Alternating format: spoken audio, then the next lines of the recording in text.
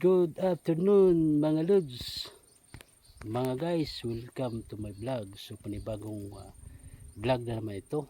So ang iba-vlog natin about yun sa ating pananim na pineapple. So ipapakita ko sa inyo yung mga bunga ng aking mga pinya. So samahan niyo po ako at silipin natin yung mga bunga na mayroong malalaki na, yung iba nag-umpisa pa lang.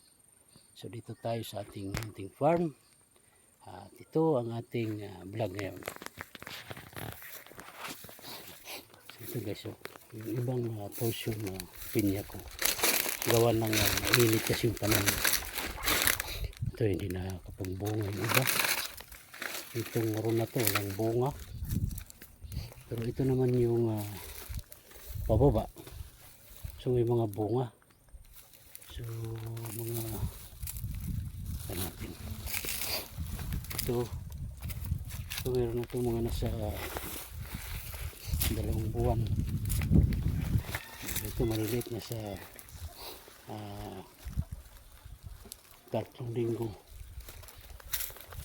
So mga nasa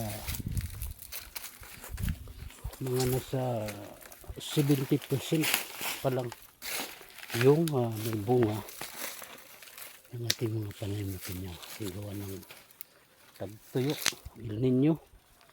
Ito, malaki-laki na rin. So yun talaga ang problema pag tagtuyo, kasi yung kanilang dahon naninilaw din. Ito, punta doon.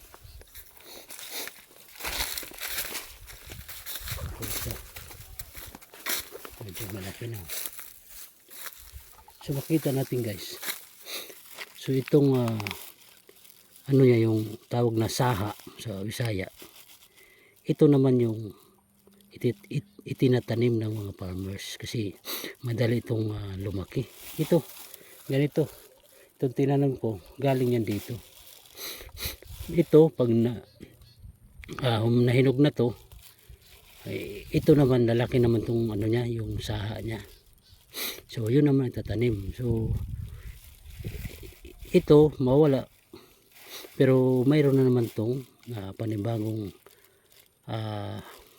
bunga dyan na tutubo. So ibig sabihin yung pinya, isang beses lang tayo magtatanim, lifetime na tayo mag-aani. So ano lang yung kailangan lang dito yung alaga lang talaga. So mamumunga ito din naman, kasi ito mamamatay, mamumunga pa ulit to, kaya ito lang yung bunga. Diba, naghinog, tapos tatanggalin mo to, itong ano niya, saha, yan naman ang itatanim mo.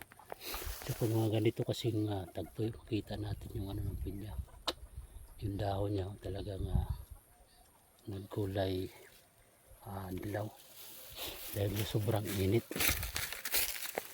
Ito paano nakapamunga rin ang ating pinya. Itong kabilang block, ito nanilaw talaga, kulang.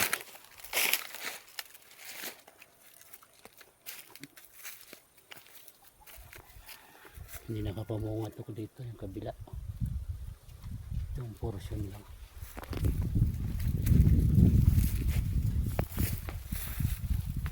So paano may bunga, hindi tayo yung ating pagod mula sa pagtatanim, pag-aantay ng mahigit 1 taon and 4 months.